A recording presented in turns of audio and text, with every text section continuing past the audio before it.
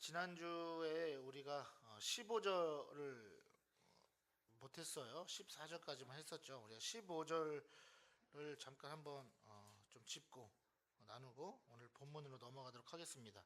자, 3장 15절에 보면 내가 너로 여자와 원수가 되게 하고 내 후손도 여자의 후손과 원수가 되게 하리니 여자의 후손은 내 머리를 상하게 할 것이요 너는 그의 발꿈치를 상하게 할 것이니라 하시고, 자, 하나님이 뱀에게 내린 저주 기억하시죠? 지난주 그러니까 흙을 먹고 다닌다는 것이 어떤 의미라고 했죠?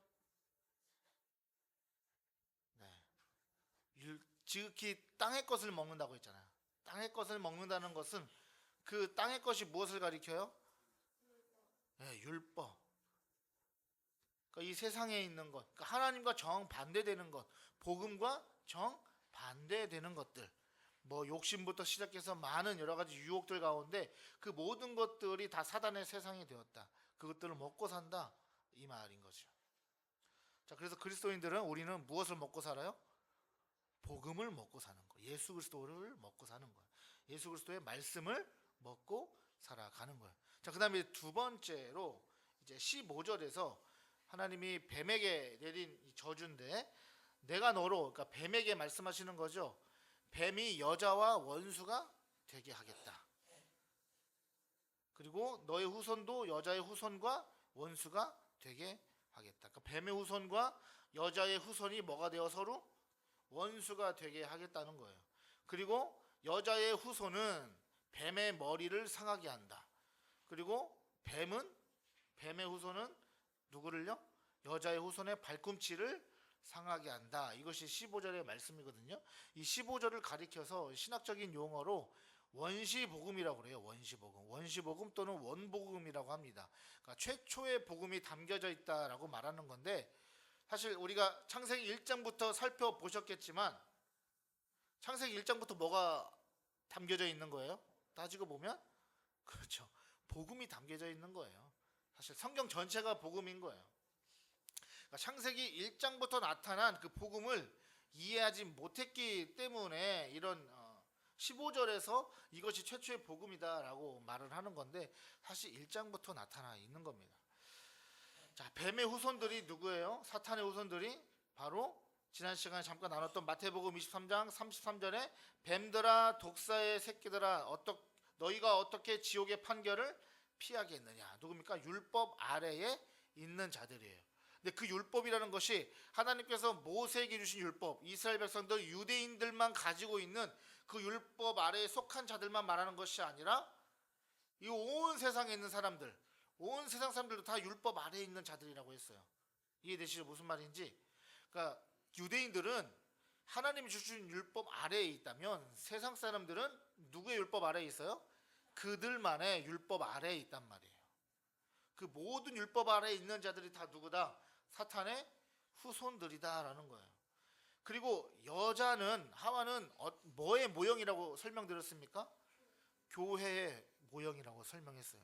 자, 그러니까 누구하고 부딪히는 거예요?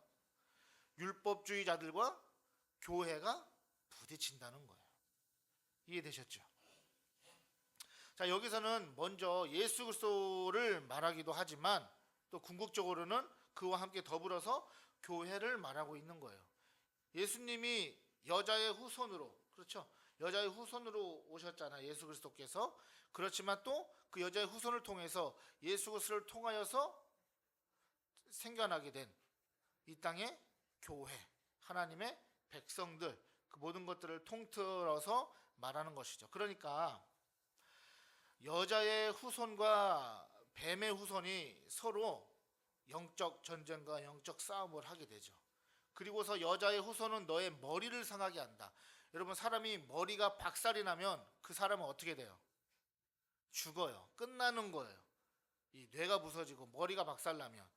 그러면은 생각해 보세요. 이건 어떤 말씀이겠어요? 교회는 결국엔 누구를 이긴다는 거예요?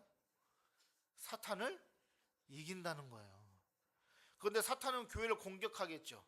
그런데 사탄은 교회를 공격해도 결국에는 뭐예요? 그 발꿈치 정도밖에 상하지 못하게 한다, 이 말인 것입니다. 결국에는 그러니까 교회가 승리한다는 말이에요. 할렐루야. 두려워하지 마십시오. 여러분, 이 세상 살아가면서 사탄을 두려워하지 마세요. 하나님이 분명히 말씀하시는 거예요. 여러분, 교회는 반드시 승리하게 돼 있어요. 교회라는 것은요, 하나님 나라, 하나님의 백성들을 말하는 거예요. 지옥계들도 포함되지만 이 땅의 전체의 하나님의 교회를 말하는 거예요. 그래서 예수 그리스도께서 죽으시고 부활하신 다음에 이 땅에 교회가 생겨난 이후로 교회가 망한 적이 있어요, 없어요? 없어요. 지역교회는요, 생겼다가 없어질 수도 있어요. 우리 교회다운 교회도 이 지역 가운데 세워졌지만 언제 또 하나님이 또 후 불면은 또 어떤 다른 방법에 의해서 또 없어질 수도 있는 거예요. 생겨나고 없어지고 생겨나고 없어지고. 그러나 중요한 것은 뭐예요? 근본적인 하나님의 교회는 망하지 않는다. 승리한다, 이 말이에요. 그 교회가 누굽니까? 저와 여러분인 거예요. 내가 교회인 거예요. 여러분, 사단에게 지지 마십시오. 예수의 이름 붙들고 주님의 이름 붙들면서 승리하는 저와 여러분 되길 바랍니다. 자, 이어서 이제 오늘 본문이죠. 자, 15절까지는 선악과를 먹은 그 범죄함에 대해서 아담과 하와를 유혹한 그 죄의 책임을 하나님이 15절까지 뱀에게 물으셨어요. 자, 그다음에 16절부터는 이제 누구에게요? 아담과 하와에게 징계하시는 내용이 나오는 거죠. 자, 16절 한번 보겠습니다. 또 여자에게 이르시되 내가 네게 임신하는 고통을 크게 더하리니 내가 수고하고 자식을 낳을 것이며 너는 남편을 원하고 남편은 너를 다스릴 것이니라. 이런 안타까움이 있죠. 이 말씀을 읽으면 우리 여성분들 입장에서 하와가 선악과를 안 따먹었으면 내가 아기를 낳을 때 그렇게 고통스럽게 안 낳았을 텐데, 뭐 이런 아쉬움들이 남긴 하죠.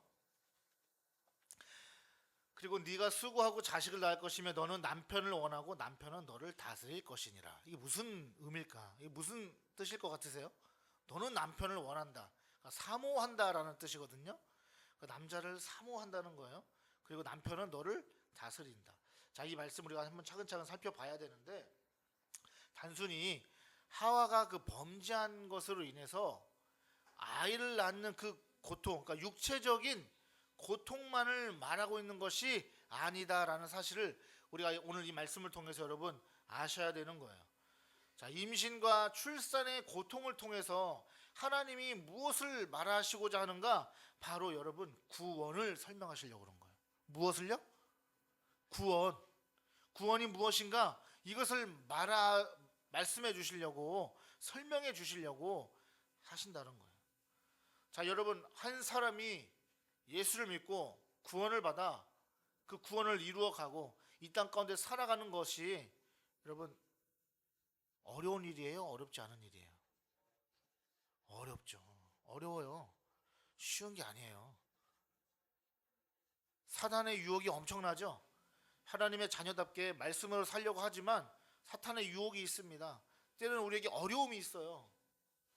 때로는 막 절망감이 있고요. 내가 죄를 짓고 나서 그 정죄감이 몰려들면서 내가 과연 구원받은 사람 맞나? 나 정말 하나님 믿는 사람인가? 주님이 나와 함께 하시는 것이 맞나? 막 이런 의심들도 들면서 결국에는 어때요? 교회를 떠나가는 사람들도 있죠. 개종하는 사람들도 있죠. 천주교로 가는 사람들도 있어요. 심지어 요즘엔요, 여러분 기독교에서 불교로 가는 사람들도 많대요. 통계적으로 불교가 많이 늘었어요. 이런 것들을 보면요, 이 구원이라는 게요 쉬운 게 아니에요. 구원을 얻는다는 게. 예를 들면 또 우리가 어떤 한 사람을 전도합니다. 완전히 예수님을 알지 못하는 완전 초신자를 전도했어요. 전도하려고 해요. 또 그러면 그 사람이 교회 나와 정착하고 예수를 믿기까지 그 과정을 보면 쉽습니까? 어렵습니까? 어려워요. 엄청나게 많은 그 공이 들어가야 돼요. 사람의 수고가 들어가야 된단 말이에요. 우리의 믿음이 자라고 하나님 나라에 이르기까지 가만히 앉아 있어도 되는 게 아니다라는 거예요. 바로 오늘 여인이 임신하는 고통은 바로 그것을 말하고 있다는 거예요. 이해되셨어요? 자, 여자는 무엇의 모형을 가지고 있다고요? 교회요, 교회. 그러니까 교회가 교회를 낳는단 말입니다. 이해되셨죠?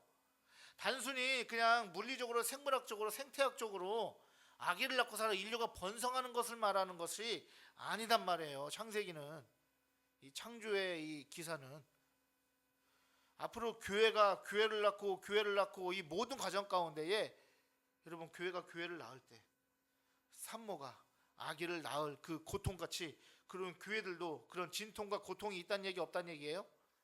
있다라는 얘기예요. 교회 안에들 많은 갈등들이 있죠. 그러나 그 갈등들을 통해서 계속해서 어떻게 합니까? 교회가 하나 되어져 가고 그리스도 안에서 지어져 간다라는 것이죠. 갈라디아서 4장 19절 보겠습니다. 자, 이것을 뭐라고 하고 있는가? 자, 갈라디아서 4장 19절, 나의 자녀들아 너희 속에 그리스도의 형상을 이루기까지 다시 너희를 위하여 해산하는 수고를 하노니. 사도 바울이 말하는 거예요. 사도 바울이 교회를 세우고 복음을 전하고 그리스도인으로 세워가기까지 사도 바울이 뭐 한다는 거예요? 여인이 아이를 낳는 것처럼 해산하는 수고를 하고 있다. 여러분, 이것이 바로 하와가 아이를 임신하여 고통 가운데에 신음하면서 아이를 낳는 과정하고 일치시키고 있다는 것입니다. 자, 그렇다면 그 다음에 이제 궁금한 게 뭐냐면, 아내 입장에서 너는 남편을 사모하고 너는 남편을 원하고 라는 뜻이에요. 그래서 이 부분을 보통 어떻게 이제 해석하는 분들도 있냐면, 이 성적인 욕구를 채워주는 것으로 이렇게 생각한단 말이에요. 남편을 그렇게 원한다는 거예요. 그래서 따지고 보면 만약에 이것이 형벌이라면, 이것이 저주라면 여자보다 아내보다 오히려 더 남편들이 원하는 거 아니에요? 그렇죠? 그걸 과연 저주 형벌이라고 할 수 있는가, 이런 생각도 해볼 수가 있는 거죠. 자, 그 다음에 보면은 남편은 너를 다스릴 것이니라 이렇게 되어 있습니다. 자, 다스린다라는 뜻은 통치, 주권의 의미를 가지고 있어요. 그러니까 단순히 물리적, 생물학적 관계를 말하는 것일까? 그렇지 않다는 거죠. 남편은 너를 다스린대요. 여러분, 예전 고대 시대에 남성 가부장적 시대에는 당연히 뭐 남자가 막 군림해서 여자를 다스리는 그런 시대가 있었겠지만, 예전에 옛날 시대의 어떤 족속들을 보면은 여러분, 모계 사회가 있어요. 모계 사회는 어때요? 여자가 더 권위가 있어요. 힘이 있어요. 모계 사회가 그렇단 말이에요. 특히나 더 요즘 현대로 한번 돌아와 보세요. 요즘 시대는 어때요? 남편이 집안에서 길을 피고 삽니까? 아니면 요즘에 아내들이 길을 피고 삽니까? 전반적으로 아내들이 길을 피고 살잖아요. 그러면 이건 뭐 하나님 말씀이 안 맞다고 생각할 수가 있는 거죠. 그러니까 단순히, 그러니까 실제적인 부부 관계 안에서 뭐 아내가 남편을 막 더 사랑해서 더 사모하고 뭐 이런 것들을 말하고, 또 남편이 아내를 위해서 군림하고 다스리고 이런 것을 말하는 것이 아니다라는 거예요. 이 16절의 말씀을 우리가 어떻게 이해해야 되는가? 우리가 성경을 읽을 때 우리가 계속해서 말하고 있는 것처럼 그리스도와 교회, 이렇게 읽어야 된다는 거예요. 이렇게 이해하셔야 이 말씀이 이해가 되어지는 거예요. 에베소서 5장 23절 보겠습니다. 에베소서 5장 23절 함께 읽어볼까요? 시작. 이는 남편이 아내의 머리됨이 그리스도께서 교회의 머리됨과 같음이니 그가 바로 몸의 구주시니라. 아멘. 아담과 하와의 관계는요, 그리스도와 교회의 관계라는 것을 여러분, 우리가 성경을 읽을 때 머리에 박아 넣으셔야 돼요. 이해되셨죠? 이는 남편이 아내의 머리됨이, 그러니까 아내보다 남편이 위에 있다라는 말이 아닌 거예요. 그리스도께서 교회의 머리됨과 같다, 그것을 설명하시려고 하나님이 부부관계를 만드셨다는 겁니다. 그가 바로 몸의 구주시다, 우리의 몸의 예수 그리스도의 머리시다라는 거예요.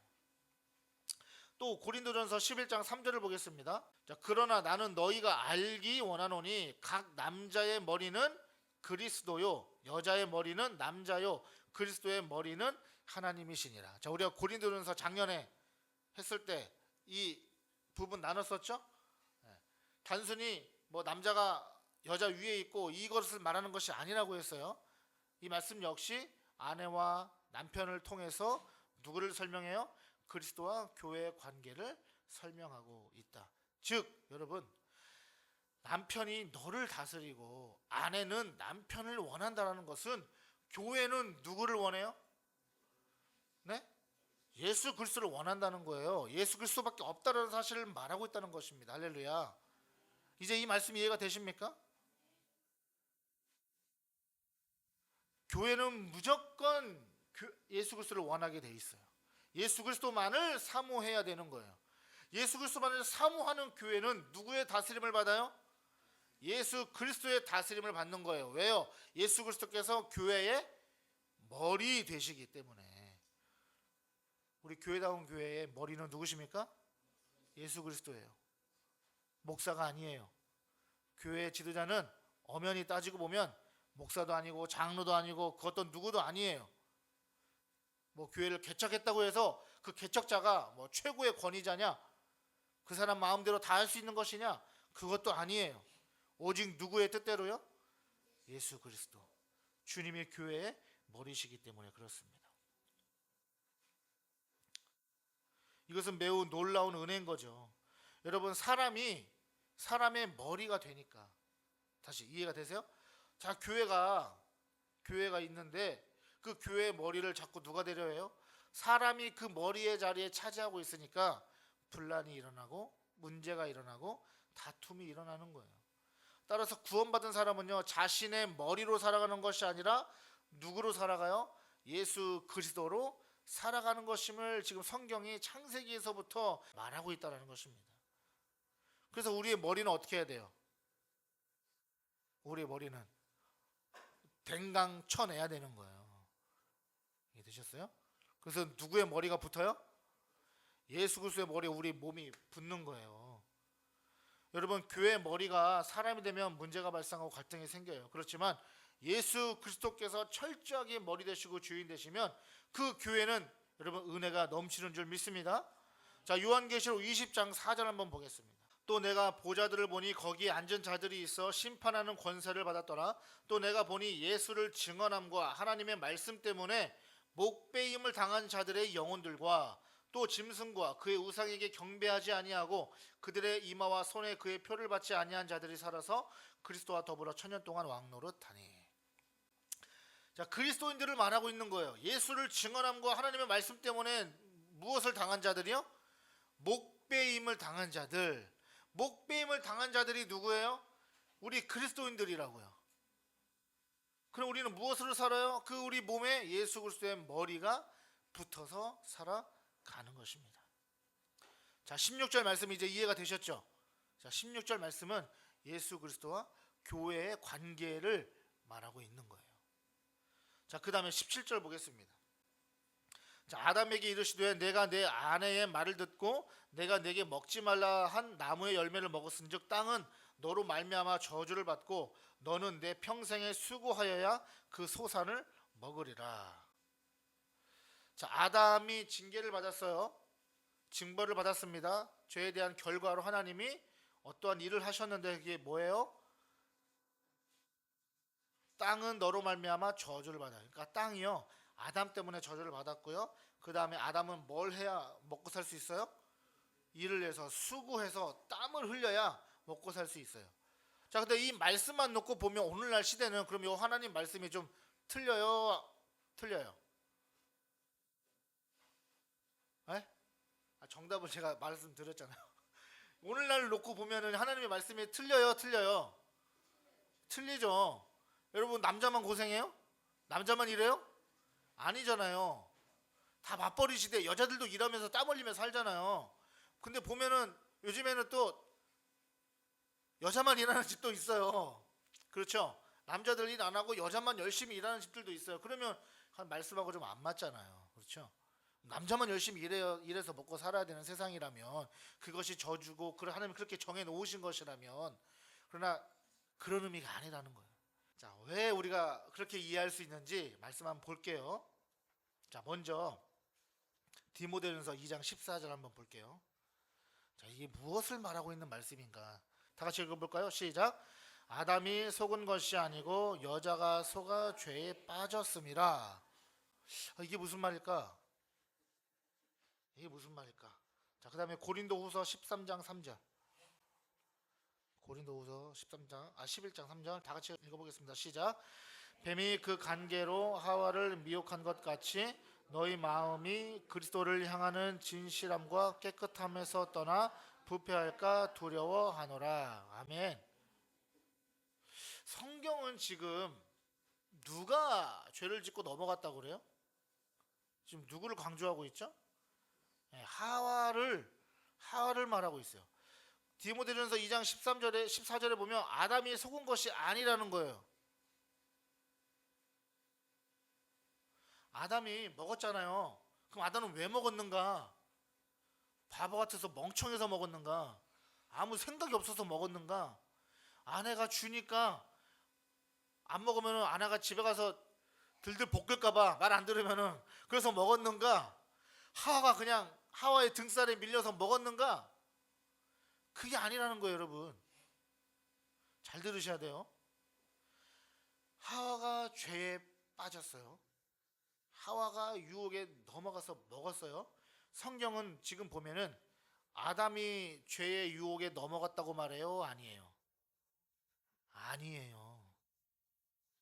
아담이 유혹에 넘어가서 먹었다는 것이 아니에요. 아, 저 목사님 이상한 얘기하네. 이렇게 생각하실 수 있을 것 같은데 잘 들어보세요. 사도 바울이 분명히 얘기하고 있어요. 디모데전서 14절에서 아담이 속은 것이 아니고 여자가 속에 죄에 빠졌다. 여자가 빠졌어요. 죄에. 누가 빠졌어요?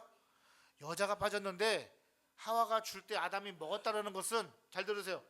이제부터 중요한 거예요. 그 하와의 죄를 누가 감당했다는 거예요? 누가요? 아담이요. 이해되셨어요? 하와의 죄의 책임을 아담이 가져갔단 말이에요. 아담이 바보 같아서 그냥 속아 넘어가서 먹은 것인가? 그것이 아니란 말이에요. 하와의 죄를 아담이 대신 받아 먹었다는 거예요. 하와의 죄를 짊어졌다는 것입니다. 결국 무엇을 말하겠어요? 여러분, 아담이 누구의 모형이라고요? 오실자의 모형 예수 그리스도라고요. 예수 그리스도가 어떻게 하셨어요? 우리의 죄를 짊어지셨잖아요. 할렐루야. 예수님이 죄가 있는 분이에요? 없는 분이에요? 예수님 십자가를 지셔야 되는 분이에요? 안 지셔야 되는 분이에요? 아니, 예수님 십자가를 지실 이유가 있습니까? 없습니까?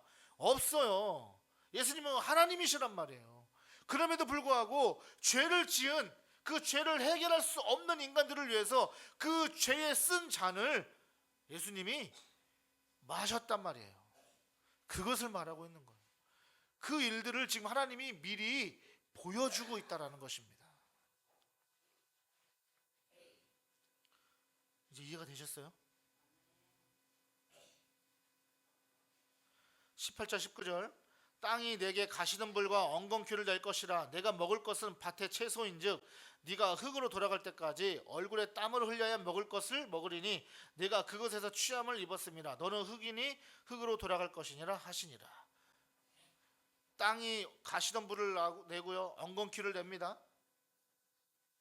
그리고 땀을 흘려야 먹고 살 수가 있습니다. 자, 이 말씀을 보면 지금 어떤 느낌이에요? 땅이 저주를 받았는데 그 땅이 저주를 받음으로 인해서 아담이 앞으로 먹고 사는 그 길이 괴로워요, 안 괴로워요? 괴롭죠. 힘들게 하죠. 그러니까 단순히 이것은 인류 역사에, 인간 세상에 우리가 살아가는 방식만을 하나님이 말씀하시기 위해서 이것을 이렇게 기록하신 게 아니란 말이에요. 자, 지금 보면 아담을 힘들게 하는 것들이에요. 그렇죠? 아담을 막 방해하고 괴롭게 하고. 여러분, 예수님께서 이 땅에 오셔서 어떤 인생을 사셨어요? 예수님이 공격 받으셨어요? 안 받으셨어요? 받으시잖아요. 결국엔 예수님이 십자가에서 죽으시잖아요. 여러분, 그것들을 말하고 있는 거예요. 단순히 앞으로 우리가 먹고 살려면은 열심히 일해야 돼, 땀 흘려야 돼, 이것을 말하고 있는 것이 아니다라는 거예요. 이해되셨죠? 자, 그리고 여기에 보면은 흙으로 돌아간다고 되어 있거든요. 무슨 말인가? 너는 흙이니 흙으로 돌아갈 것이니라. 그러니까 아담이 흙으로 지어졌으니까 죽으면 흙으로 돌아간다는 얘기구나. 뭐 그것도 틀린 말은 아니죠. 그렇지만 그게 전부가 아니다. 이 안에는 다른 뜻이 있다. 여러분, 흙으로 돌아간다라고 할 때 이 돌아간다라고 하는 히브리어가 슈브라고 하는데 회복한다라는 의미예요. 회복. 그러니까 돌아간다는 것은 다시 그 원점으로 돌아간다는 거잖아요. 그러니까 회복의 의미를 가지고 있단 말이에요. 그러니까 첫째, 아담은 죄로 인해서 죽은 몸이 되었지만 둘째 아담이신 오실자의 모형이신 그 예수 그리스도는 어떤 몸으로 오셨어요? 인간의 몸으로 오셨잖아요. 인간의 몸으로 오셔서 우리의 인간의 몸을 입고 오셔서 인간을 살리시고 회복하신다라는 의미인 겁니다. 할렐루야. 그것을 미리 보여주고 있는 거야, 하나님이. 아담이 흙이니 흙으로 돌아갈 것이니라. 그래서 흙으로 오신다는 거예요, 예수님이. 예수님이 이 땅에 오셔서 온갖 고난을 당하시며 공격을 받으시면서도 누구를 살리시기 위해서? 우리를 살리시기 위해서, 인간을 살리시기 위해서 고통을 당하시고 온갖 방해와 공작 가운데서도 십자가에서 죽으시고 그 다음에 부활하심으로 말미암아 구원을 이루신다라는 이 복음의 메시지가 창세기에 담겨져 있다는 것입니다. 자, 나머지 우리 20절부터 24절까지 보겠습니다. 자, 20절과 21절은 하나님이 아담과 하와에게 이제 새 옷을 지어 입히는 장면입니다. 자, 20절과 21절에도 복음이 담겨져 있습니다. 이것은 이제 많은 목사님들과 또 교회들이 알고 있는 그런 내용이기도 한데요. 자, 20절과 21절 보면은 아담이 그의 아내의 이름을 하와라 불렀으니 그는 모든 산자의 어머니가 됨이더라. 여호와 하나님이 아담과 그의 아내를 위하여 가죽옷을 지어 입히시니라. 여기 보면 하나님이 아담과 하와를 위해서 가죽옷을 지어 입히셨어요. 자, 왜 가죽옷을 지어 입히셨을까요? 그전에는 아담과 하와가 죄를 짓고 나서 어떻게 했죠? 부끄러워서 숨었어요. 그리고 나서 뭐 했어요? 부끄러우니까 무화과 나무 잎을 엮어서 치마로 만들었대요. 원어를 보면은 그 치마가 우리가 여러분이 흔히 생각하는 우리 여성분들이 입는 그런 치마, 아무리 짧은 미니스커트라고 하더라도 다 가릴 땐 다 가려져 있잖아요.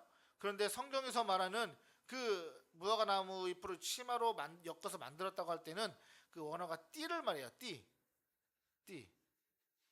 줄기 같은 걸로 띠. 여러분 저기 뭐 아프리카라든지 어디 뭐 남태평양 이런데 부족들 보면은 아마존 뭐 이런데 보면은 원시 림에 살고 있는 분들 보면 어떻게 하죠?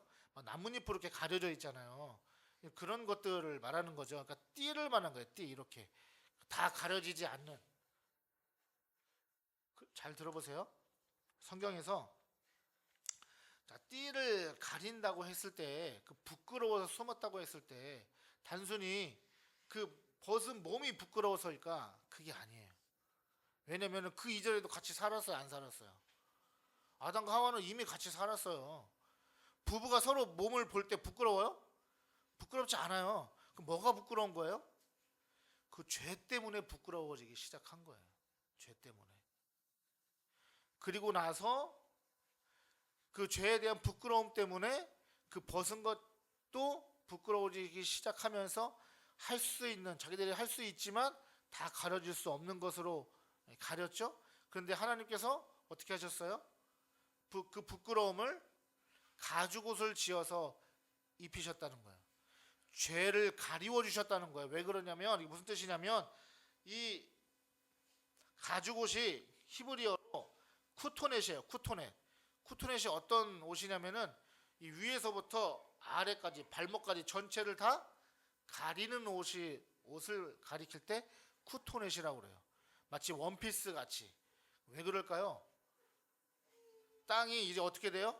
가시를 내죠? 아까 17절에 보면 엉겅퀴를 내고 가시를 냅니다. 그러니까 그 모든 것들로부터 하나님이 사람을 보호하시는 것도 있겠지만 1차적으로는 그것을 보호하시겠지만 가죽옷을 지어 입힌다고 하실 때는 그 가죽이 어디서 나야 돼요?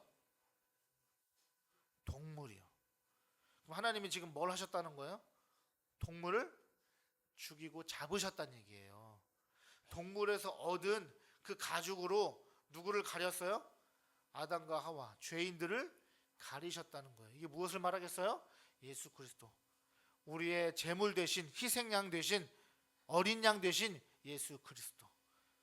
이해되셨죠? 예수님이 죽으심을 말하고 있는 거예요. 예수님이 죽으심으로 말미암아 우리의 인류의 모든 죄를 어떻게 하셨어요? 가려주셨잖아요. 그래서 예수 그리스도를 믿는 자들에게는요, 하나님 앞에 그 죄가 가리워지는 거예요. 할렐루야. 그것을 지금 하나님이 아담과 하와의 몸을 가죽옷을 지어서 입히심으로 그것을 보여주고 계시다. 그러니까 하나님은 철저하게 창세부터 우리를 구원하시기 위한 그 하나님의 놀라운 은혜와 구원의 계획을 지금까지도 하나님이 실행해 오고 계신다라는 거예요. 자, 마지막 부분입니다. 22절부터 24절. 여호와 하나님이 이르시되 보라, 이 사람이 선악을 아는 일에 우리 중 하나같이 되었으니 그가 그의 손을 들어 생명나무 열매도 따먹고 영생할까 하노라 하시고, 여호와 하나님이 에덴 동산에서 그를 내보내어 그의 근원이 된 땅을 갈게 하시니라. 이같이 하나님이 그 사람을 쫓아내시고 에덴 동산 동쪽에 그룹들과 두루 도는 불칼을 두어 생명나무의 길을 지키게 하시니라. 아멘. 자, 선악과 말고 동산 중앙에 무엇도 있었어요? 생명나무도 있었어요. 그러니까 그 생명나무는 아마 계속 먹으면 영원히 살 수 있는 그러한 열매였던 것 같아요. 그래서 이제 에덴 동산에서 추방당합니다. 하나님이 쫓아내세요. 쫓아내면서 그것을 지킵니다. 뭘로 지켜요? 24절 마지막에 두루 도는 불칼을 두어, 또 동쪽에 그룹들과 두루 도는 불칼을 두어 생명나무의 길을 지키게 하셨다. 여러분, 에덴 동산이 무엇을 상징한다고 말씀드렸죠? 에덴 동산이 하나님 나라인데 벌써 다 까먹었어요? 에덴 동산이 무엇을 상징한다고요? 성막, 성전을 상징한다고요. 성막. 네, 성막. 자, 성막의 문이 어느 방향인 줄 아세요? 성막의 출입문이 동쪽이에요. 동쪽. 오늘 본문에 보면 24절에 보면 에덴 동산 어디예요? 동쪽에. 성막과 연결되는 거예요.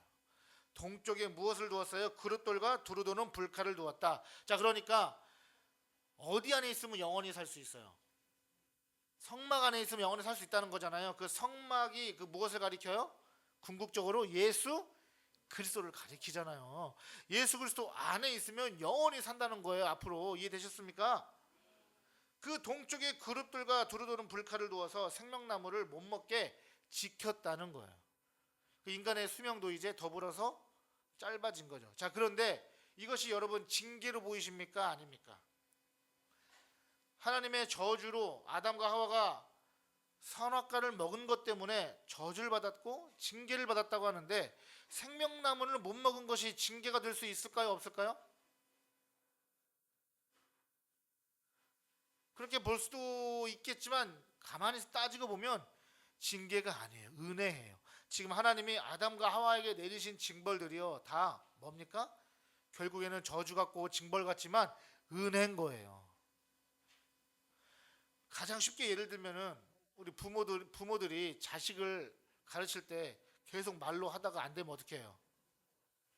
징계하잖아요. 때리잖아요. 근데 그게 자식이 미워서 때려요? 잘 되라고 때리는 거잖아요.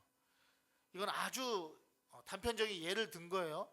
그거와 마찬가지로 하나님이 지금 아담과 하와에게 징계하시고 징벌하신 것은요, 하나님이 아담과 하와에게 주시는, 그리고 온 인류에게 주시는 하나님의 은혜라는 거예요. 왜 은혜냐? 여러분, 이제 아담과 하와는 죄인이 되었죠. 그렇죠? 죄인이 되었죠. 죄인이 되었는데 죄인 된 상태로 만약 예를 들어서 생명나무를 계속 먹을 때마다 한 10년씩 늘어난다고 보세요. 10년 지나서 10년 되기 전에 또 그 생명나무를 또 먹어. 또 수명이 연장돼. 그럼 뭘로 계속 사는 거예요? 무슨 신분으로? 그렇죠. 죄인 된 신분으로 계속 살아가는 거예요. 여러분들도 지금 우리가 가끔씩 나이 많으신 어르신들도 얘기하는 거 보면 뭐라 그래요? 아이고, 내가 빨리 죽어야지. 이 한많은 세상. 그렇죠. 이 한많은 세상, 이 고달픈 인생, 오래 살아서 뭐 하냐는 거죠. 이해되셨죠? 무슨 말인지. 하나님이 생명나무를 못 먹게 지키신 것은 오히려 죄인 된 신분으로 생명나무를 먹고 영생하게 된다면 그것만큼 엄청난 저주가 있어요, 없어요? 없죠. 그럼 우리가 무엇을 소망해요? 여러분들 왜 살아요? 우리가 결국 무엇을 보고 살아요? 천국 하나님 나라 보고 살잖아요. 하나님 나라를 바라보면서 살아가는 것이 우리의 이 땅의 그리스도인들의 최종 목적이란 말이에요. 그런데 이 땅에서 죄인으로 계속 가서 100년, 200년 산다고 생각해 보세요. 그것만큼 끔찍한 것이 없는 거예요. 그러니까 하나님은 우리를 징계하시는 것 같지만 그러나 그 안에는 뭐가 있다? 하나님의 은혜가 있다라는 것이에요. 여러분, 우리의 삶의 고통과 때로는 어려움 때문에 마치 하나님이 나와 함께 계시지 않은 것 같은 느낌이 들 때도 있고 내가 왜 이렇게 살아야 되나라는 생각이 들 때도 있지만 그러나 그런 모든 과정들이 다 누구의 은혜 안에 있어요? 하나님의 은혜 안에 있다는 사실을 여러분들이 기억하시길 바랍니다. 여러분, 아담과 하와가 받은 것은 결코 징계가 아니에요. 하나님의 구원의 은혜 안에 있는 것들이라는 사실을 기억하시길 바랍니다. 그 선물 예수 그리스도를 우리에게 주셨어요. 우리 그 주님을 바라보면서 오늘 하루도 일주일의 삶도 승리하시는 저와 여러분 되기를 주의 이름으로 축복합니다.